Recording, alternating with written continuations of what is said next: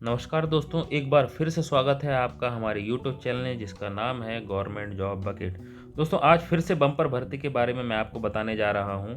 ऐसे अभ्यर्थी जिन्होंने स्टेनो से डिप्लोमा किया हुआ है, स्टेनो का डिप्लोमा किया हुआ है, कंप्यूटर का डिप्लोमा जिनके पास है, जो 12th और ग्रेजुएशन पास है, उनके लिए खुशखबरी है। बहुत अच्छी वैकेंसी आई हुई है। दोस्तों, हम बात कर रहे हैं राजस्थान उच्च न्यायालय जोधपुर द्वारा जारी विज्ञापन के बारे में। ये जो विज्ञापन है दोस्तों, आशुलिपि ग्रेड 3 के लिए जारी किया गया है।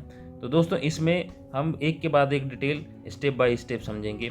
तो सबसे पहले हम जानते हैं दोस्तों, ये जो वैकेंसी है ये राजस्थान हाई कोर्ट के द्वारा जारी की गई है। इसमें आपको ऑनलाइन फॉर्मेट में फॉर्म फिल करने हैं। दोस्तों, हम देख रहे हैं कि आशुलिपि ग्रेड 3 के लिए यह पोस्ट निकाली गई है।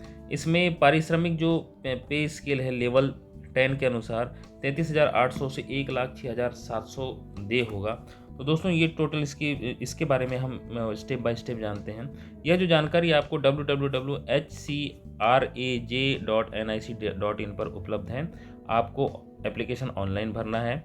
इसमें जिला न्यायालयों के लिए आशुलिपिक ग्रेड 3 की बात करें हिंदी में, तो ये संलग्न 1 और 2 में उपलब्ध है, जिसमें अनुसूचित क्षेत्र और गैर अनुसूचित क्षेत्र की जानकारी दी हुई है। इसके साथ ही आशुलिपिक ग्रेड 3 अंग्रेजी, जिला विधिक सेवा प्राधिकरणों में तालिका विधिक सेवा समितियों, स्थायी लोक अदालतों सहित आशुलिपिक ग्रेड 2 हिंदी, इसके लिए पोस्ट जारी हुई है।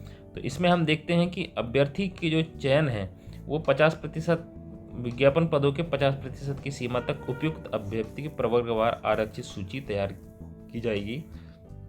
इससे विज्ञापन रिक्तियों में 50% से अधिक अतिरिक्त आवश्यकता पड़ने पर सूचना चयन के लिए प्राप्त हो सकेगी। अब इसमें हम देखते हैं, इसमें अनुसूचित क्षेत्रों में आरक्षित पदों के संदर्भ में दिया हुआ है। राज्य सरकार द्वारा अधिसूचित जनजाति उप आयोजना के क्षेत्रों के लिए रिक्तियों में आरक्षण सरकार द्वारा अनुसरण किए गए अनुसूचित जनजाति उप योजना कार्यक्रम के तहत होगा, जिसमें जिले दिए हुए बांसवाड़ा, डूंगरपुर, प्रतापगढ़, ब्लॉक आबू रोड में अनुसूचित क्षेत्रों के अभ्यर्थियों का चयन क्रमशः प्रत्येक जिले को आबू रोड हेतु उक्त ब्लॉक की स्वतंत्र इकाई मानते हुए किया जाएगा। अनुसूचित क्षेत्रों में 5% पद अनुसूचित जाति एवं 45% पद अनुसूचित जनजाति के योग्य अभ्यर्थियों द्वारा भरे जाएंगे। अनुसूचित क्षेत्र में शेष 50% पद किसी भी जाति या वर्ग के या उसी अनुसूचित क्षेत्र के अभ्यर्थियों का योग्यता आधार पर वरीयता क्रम में नियमानुसार चयन किया जाएगा। तो ये पूरी डिटेल दी हुई है दोस्तों। इसमें महत्वपूर्ण नोट दिया हुआ है।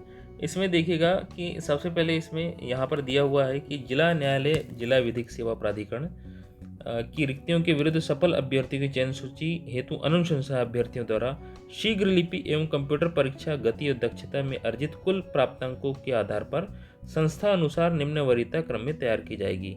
इसमें प्रथम वरीयता जो है वो जिला न्यायालय को दी जाएगी, द्वितीय वरीयता जिला विधिक सेवा प्राधिकरण को दी जाएगी।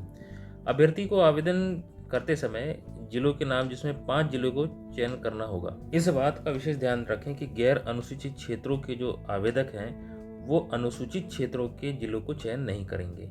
अनुसूचित क्षेत्र के पदों के लिए केवल राजस्थान राज्य से संबंधित या उसी क्षेत्र के स्थानीय निवासी ही आवेदन कर सकेंगे। और भी अनुसूचित क्षेत्र से रिलेटेड यहाँ पे जानकारी दी हुई, तो प्लीज़ आप इसे एक बार रीड करिएगा।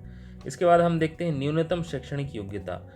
न्यूनतम शैक्षणिक योग्यता के बारे में बात करें, इस पद के लिए कम से कम आपको सीनियर सेकेंडरी के साथ कंप्यूटर O लेवल का डिप्लोमा होना चाहिए। तो देखिए कम से कम इसमें कौन कौन सी योग्यता मांगी गई है, हम बात करते हैं। इसमें सीनियर सेकेंडरी पास होना चाहिए आर्ट्स, साइंस या कॉमर्स में। इसके साथ ही आपको कंप्यूटर का डिप्लोमा होना चाहिए। आपको अच्छा नॉलेज होना चाहिए हिंदी लिखने का, जो देवनागरी स्क्रिप्ट है या राजस्थानी जो डायलेक्टेड है। इसके साथ O लेवल का आपको सर्टिफिकेट होना चाहिए। आगे की बात करें, आगे देखें, कंप्यूटर ऑपरेटर और प्रोग्रामिंग असिस्टेंट का आपको डिप्लोमा होना चाहिए आपके पास। डिप्लोमा कंप्यूटर साइंस का होना चाहिए, कंप्यूटर एप्लीकेशन कैसे, कंप्यूटर साइंस या इंजीनियरिंग का डिप्लोमा होना चाहिए पॉलिटेक्निक इंस्टीट्यूट से। Rajasthan state certificate course of information technology by conduct Vardhman Mahaveer Open University Kota से जारी किया हुआ प्रमाण पत्र होना चाहिए। या फिर senior secondary school examination with computer science S optional subject, इतने होने चाहिए। तो ये आपकी शैक्षणिक योग्यता की बात हुई। शारीरिक उपयुक्तता के बारे में हम बात करें तो आवेदक को शारीरिक रूप से स्वस्थ होना चाहिए, किसी प्रकार का नुक्स नहीं होना चाहिए मानसिक या शारीरिक रूप में। राष्ट्रीयता के बारे में देखें तो भारत के किसी भी राज्य से अभ्यर्थी इस पद के लिए आवेदन कर सकते हैं। आयु की सीमा 40 वर्ष रखी गई है। अधिकतम आयु सीमा 18 वर्ष से 40 वर्ष रखी गई है 1/1/2024 के अनुसार। और जो आरक्षित वर्ग है उन्हें नियमानुसार आरक्षण दिया जाएगा। इसमें नोट दिया हुआ है, जिन्होंने अंतिम बार वर्ष 2020 में विज्ञापन जब जारी हुआ था तब उन्होंने 1/1/2021 के आधार पर जिसकी आयु सीमा की गणना की गई थी, तो उसे ही ऊपरी आयु सीमा को दृष्टिगत से रखते हुए 1/1/2022 और 1/1/2023 को उक्त परीक्षा में बैठने के लिए वो पात्र होंगे। इस परीक्षा हेतु आवेदन करने के लिए ऊपरी आयु सीमा की दृष्टि से पात्र होंगे।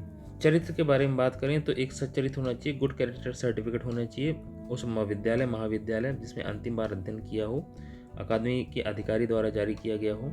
इसके साथ ही जो आवेदन प्रस्तुत करने की तारीख से 6 माह से अधिक पूर्व लिखे हुए न हो, ऐसे उत्तरदायी व्यक्ति को प्रस्तुत करने होंगे, उनके संबंधित न हो।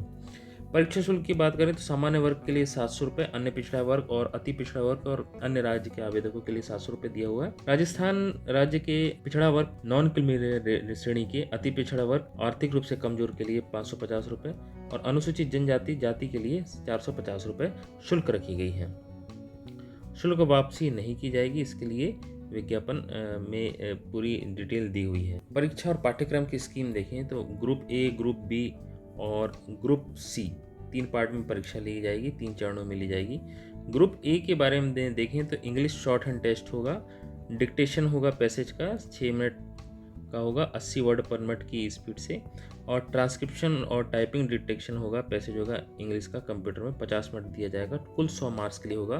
ग्रुप बी की बात करें तो डिटेक्शन पैसेज होगा हिंदी का, ये भी 6 मिनट का होगा 70 वर्ड पर मिनट की स्पीड से, और इसमें 50 मिनट ट्रांसक्रिप्शन टाइपिंग डिटेक्शन होगा पैसेज हिंदी का कंप्यूटर में होगा 50 मिनट में के लिए होगा। 100 मार्क्स के लिए इसका भी ग्रुप बी का इसके 100 मार्क्स होंगे। कंप्यूटर टेस्ट की बात करें तो स्पीड टेस्ट और एफिशिएंसी टेस्ट देखी जाएगी, ड्यूरेशन 10-10 मिनट के लिए होंगे, 50-50 मार्क्स होंगे। मिनिमम मार्क्स जो होंगे SC/ST के लिए 20 होंगे और physical handicapping minimum marks of others के लिए 22.5 मार्क्स होंगे। साक्षात्कार जो होगा वो कुल रिक्तियों की संख्या के बराबर वरीयता अभ्यर्थी को बुलाया जाएगा। साक्षात्कार के कोई अंक नहीं होंगे, लेकिन साक्षात्कार का उद्देश्य केवल यह सुनिश्चित करना होगा कि अभ्यर्थी इस सीमा तक न हकलाता हो जिसमें कि स्वयं द्वारा लिखे पढ़ने में असमर्थ हो, इसके लिए साक्षात्कार होगा।